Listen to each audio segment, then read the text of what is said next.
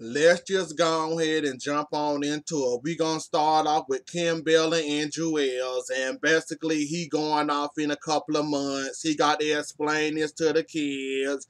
Now that he didn't took the plea deal, he said that he thought things was gonna get better for him. But unfortunately for him, things haven't got better for him.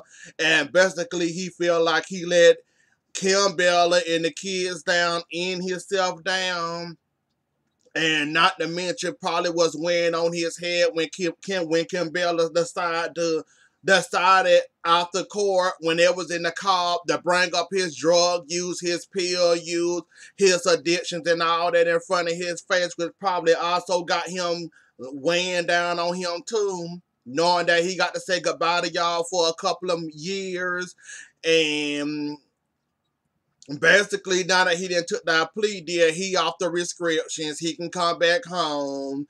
The kids gonna love that. What you saw their reaction, they loved every minute of that. They ate that up. They happy that he home. But later on in the episode, we see where he had to explain to the kids that, look, I'm gonna be going away for a couple of months. I'm gonna be going away in a month or so. I ain't gonna be here for birthday parties and all that. And you can tell that broke the children heart. One minute they was happy and excited. Daddy was finally home. We finally get to wake up to daddy and go to sleep with daddy. And all of a sudden, all this gonna change in a couple of months. But he did do his damn thing when it came to surprising the kids, telling them this good news at the birthday party. They was happy to hear that, excited to hear and see him. So that was good to see and all that. And he was trying to shield them as much as possible when it came to this news getting out. But with him being on TV and kids talk too much nowadays, I'm not surprised or shocked that it got out. And now he got to tell them sooner than what he really probably initiated planning on telling the kids, that he was gonna be gone for a while and they're gonna be without him and he gonna miss half of their achievements in life, no thanks to his bad decision. And he basically tried to school them and tell them to stay out of trouble. Being in trouble is not a good thing, like they always tell you. It's easy to get in trouble, but hard as hell to get out. And he learned that the hard way. He basically telling his kids, stay out of trouble, do good, don't get into anything that you can't get out of, because once you in it, and I'm pretty sure he probably kicking himself, and I'm pretty sure this probably gonna weigh on his head a whole lot, even when he do get locked up and get sent away, which he already sent away, I heard. Isn't he in prison? Yeah, he already in prison, and I'm pretty sure the kids probably missing him like crazy. You can tell they got a good bond, a relationship with his kids, which is good to see, but sad to see that he got to miss all these months, birthdays, graduating for school, possibly any awards they get, any school activities he might miss, like choir practice, soccer, football. Like, he gonna miss a whole lot of stuff, and I can understand why you 2 seconds from crying like the kids was crying, and it's gonna suck to see you go. It's gonna suck for you to go, and it's probably gonna hurt the kids 10 times more harder knowing that you got sent away and all this could have been avoided, or it was a bad day for you or whatever. So let's move on for that and get to my headache of the whole entire show and the whole entire season. Now, Sin and Joe, y'all got problems even loving hip hop can't fix. I think I got the gist of it, and I think I finally done figured the hell out what the hell wrong with that. Sin let us in a little bit, telling us that she been depressed, she ain't been the same.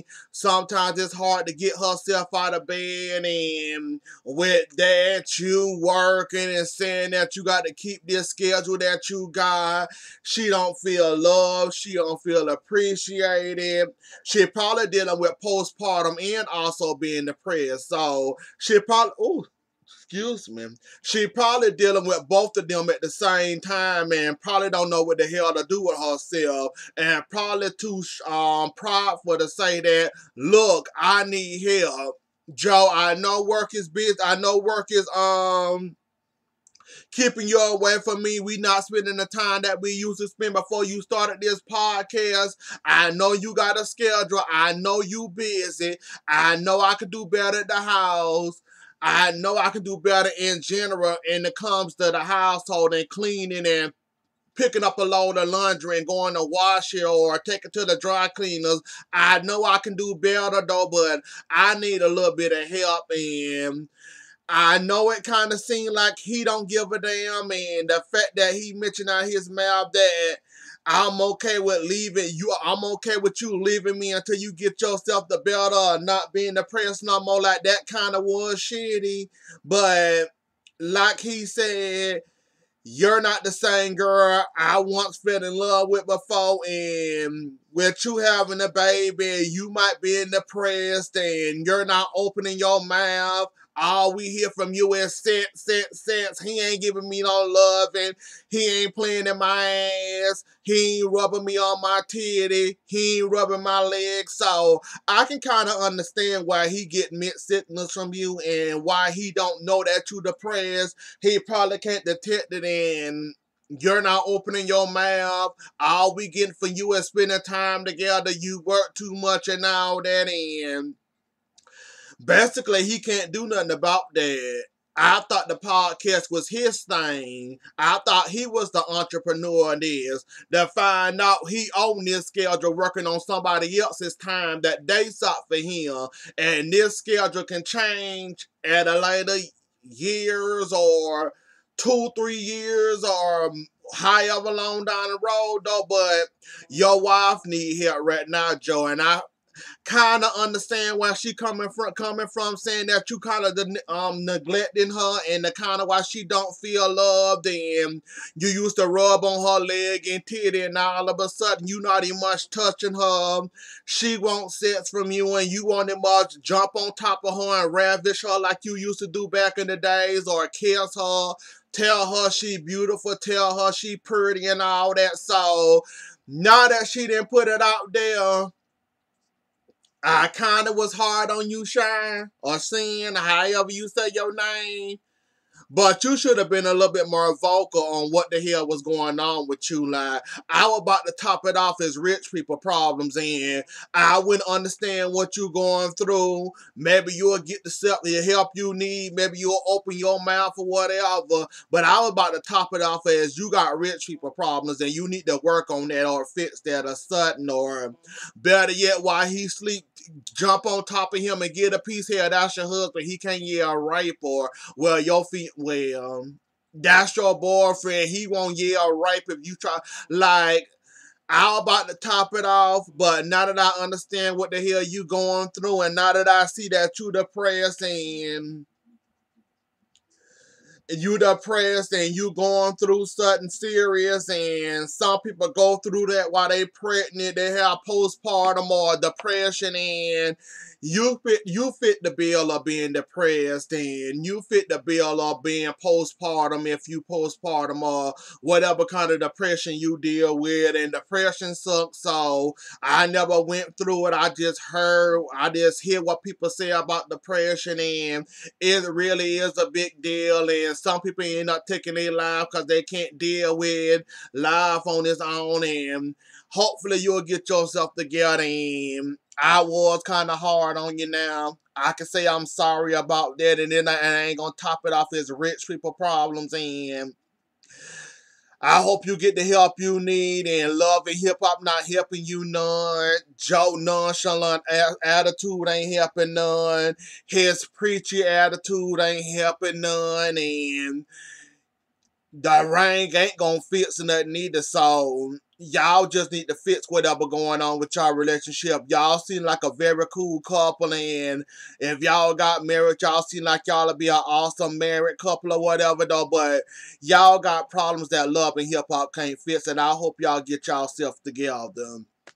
Now on the Nolly and her sick of being sick and tired, and her wanting to start off her career, and she want to be a star, want her light to shine, and the people she feel like she being ignored, and She feel like she ain't getting the attention she deserves, so she decided to go see Rich all over again. And of course, Rich, and after that whole Mariah Lynn podcast, concert, whatever the hell we calling that Mariah Lynn on that episode where she was getting loud and everybody was turning around looking at her ass because she was popping off again. Rich wasn't happy to see her, but she sit down and she told Rich, I want you to give me a shot and I want a chance to shine and I want my craft to be out there. I want to be somebody other than being where I'm at now and in the pitiful position I'm in now.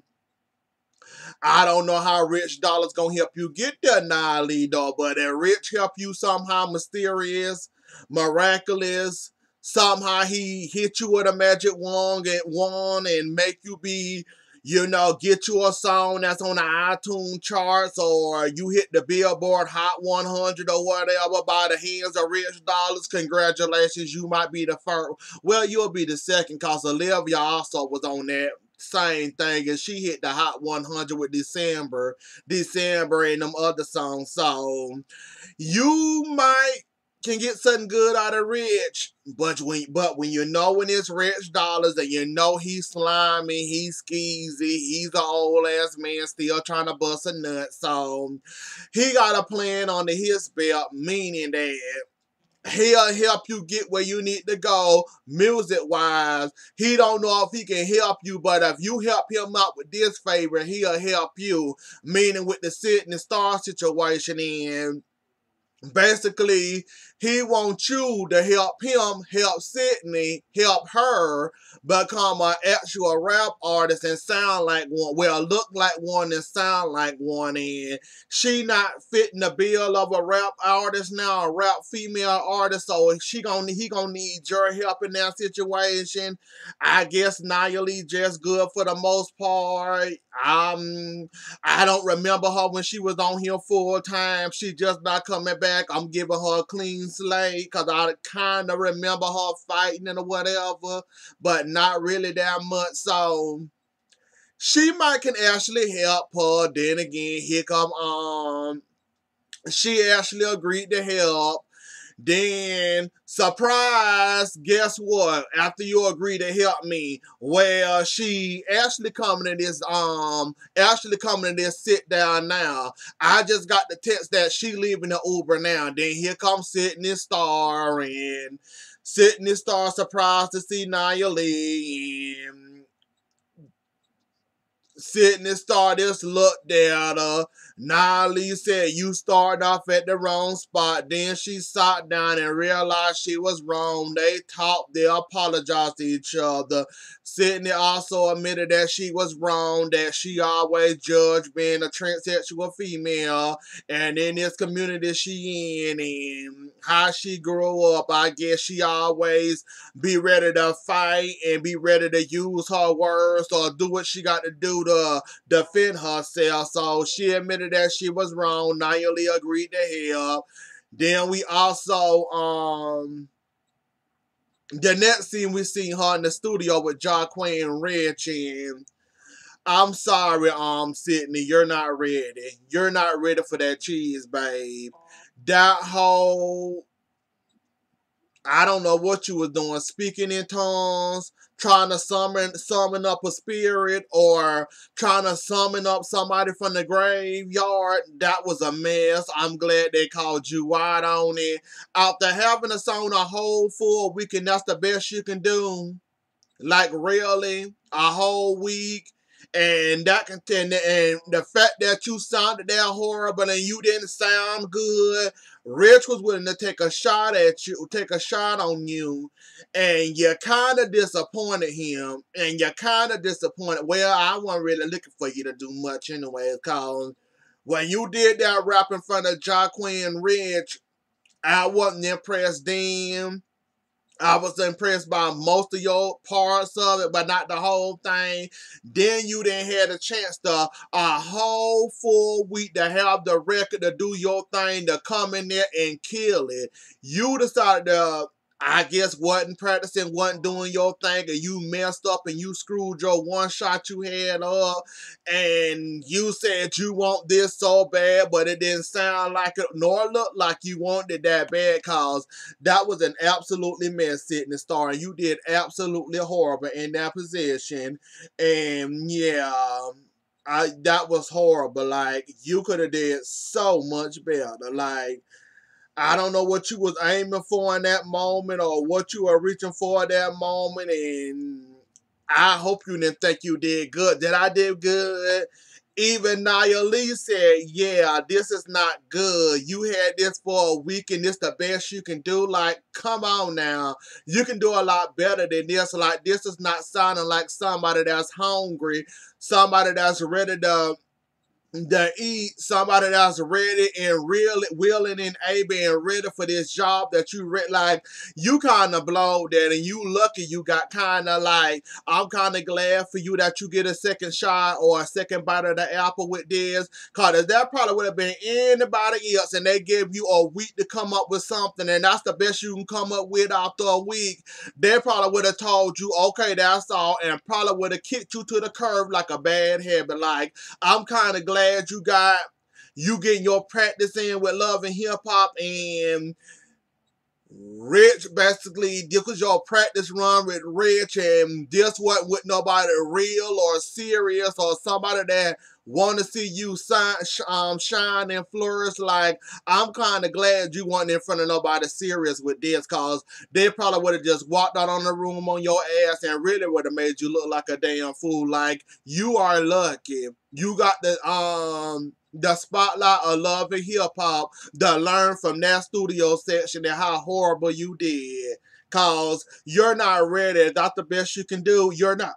Oh, excuse me. You're not ready. And I'm glad Nia Lee said also that watch it where I'm the queen of transsexual or whatever you say transsexual, and Nia Lee gave you some advice. You took it and ran with it. And she also gave you and you also told her your story. So now she got a real understanding about you. And now she know what you came from, what you went through, how you struggled through high school, being a trans woman, people telling you to kill yourself and this, that, and the third. And I'm glad that y'all bonded how y'all bonded though. But it look like the next episode, that little bond y'all had look like it's finna go flying out the window.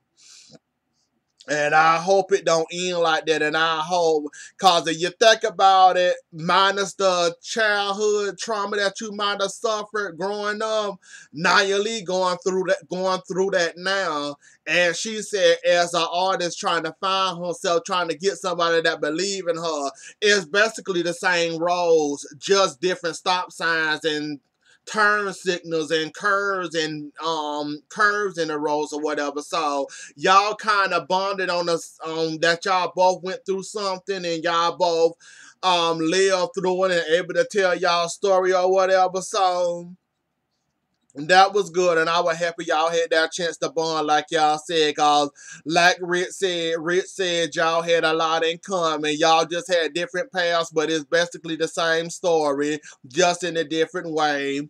Um, we gonna get a new Mariah Lynn. I already said Mariah Lynn. I'm happy. I'm excited that they show you nine that you coming back on the scene, and I'm sorry you going through raising your sister. That your mama ain't no good, and she's fighting her demons and back in jail, and now you got to raise your 2-year-old sister Isis, and y'all got a bond and y'all love each other. She don't want to see you sad or upset. Like, I can tell that you and your almost said daughter, that you and your sister got a bond that can't nobody break. Y'all both love each other, care for each other, and that's also good that you care for your sister like that. That you got custody of her, but you told Jonathan you going for full custody of her.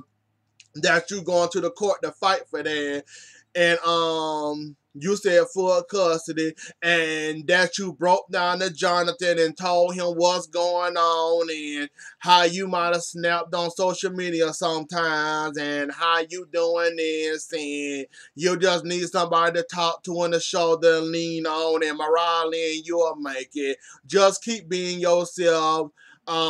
Keep raising your sister. I know it's hard for you dealing with your craft and your music and your little concerts and your little club promotions and all that you doing. And I know it's kind of hard for you knowing that you're not ready to be a mom yet, but you got to be a mama sister or sister mama, however they say it, mama sister, sister mama. And I know it's kind of hard for you. The girl seems like a sweetheart, so she can't be that bad. It's just the fact that you can't focus on yourself. You can't breathe. You can't cry or break down like you want to, because as soon as you started crying, the girl was like, Mommy, you okay? You all right? No, baby, I'm fine. I'm doing good. I'm just having a moment. Go on back over there and play now. Have fun. Like, y'all got a good bond that can't nobody break. Even if your mama do decides out the blue this next stint she be locked up, that she decide to do better, and you still gonna have a bond with your sister, and I'm glad to see that, and I'm happy to see that. Then they talked about NIE and her freaking out on social media, and all of a sudden she used to be kind of thick, now she's skinny, now she going through something, and Jonathan tried to contact her, he can't get to her. Then we got her trying to him trying to reach out to Ruben. Then we got Jonathan trying to reach out to Ruben. Ruben not answering his calls, and then Jonathan decided to go talk to Rich, since Rich was the last person, or Rich might can get in contact with her, or might have been in contact with her to find out that Rich wasn't here for Jonathan when he was trying to expose him when Anais and Rich was doing their thing last season, and he wasn't here for it, and Jonathan said he almost didn't come, and then to find out Rich had all the answers to Jonathan questions that NIA's been in and out of the mental institution, and Ruben keep on checking her in, and she's talking about conspiracy theories and all this, not taking her bill, not taking her pills, not doing the stuff she supposed to, and she not being enough for 3 days, but them 3 days turned into months, and seem like every month she going back and forth in the mental institution, and Rick said our relationship has changed, and Ruben the one that's getting the poor girl locked up, and now I can understand why she going through what she going through and what's going on with her, and I'm just gonna leave it like that. Hopefully she'll get herself together, and hopefully with a little prayer and a little help, maybe she can do what she got to do. And oh yeah, Rich did apologize to that. Oh, I did say that Rich apologized. I mean Rich. Jonathan apologized to Rich and all that. I did say that already. Final but not least. Well, final not least. Well, and Alexis Sky, that's her name. Alexis Sky and Treyway, and basically she got some concerns after 6ix9ine got indicted and went to prison. She not concerned about herself. Do she have a future at Treyway? What's going on? Then she sat down. She told him that she feel neglected. She don't feel like you doing the work you should be doing. Like, I'm right here, hello, when it's gonna be my turn, when I'm gonna be able to prove myself, do my thing, when I'm gonna be able to shine, get my moment. And I'm also concerned about what happened to 6ix9ine, and basically the man gave her answer of calm down, it don't work on your time, it's on my time, and you're a handful, but you are, he said you're a handful, or you're a lot to work with, and we gonna get to you in due time, not when you want to be dealt with. We gonna deal with you when we want to deal with you. Then he mentioned Fetty Wap. She said she don't want nothing from him. She just want him to be a daddy, which he's not gonna never be a father. He want to be a part-time daddy, not a full-time daddy. And I'm so sick of hearing about Fetty Wap and him. She also got reprehended, or however you said it, about posting songs on SoundCloud, and that he told her to stop posting songs and singles and whatever else the hell she was posting on SoundCloud. That don't do that, and I understand that you frustrated. I understand that I'm not helping you out at the moment though, but I got a lot I'm dealing with over here, and we gonna get to you when we get to you. You just stay your ass off of SoundCloud and stop posting stuff that you shouldn't be posting. Now that you got a contract, and that can get me in trouble and whatever else he told her. But anyways though, y'all, that was the episode. Don't forget to like, share, comment, and subscribe. I'll see y'all later. Enjoy the rest of y'all night. Bye.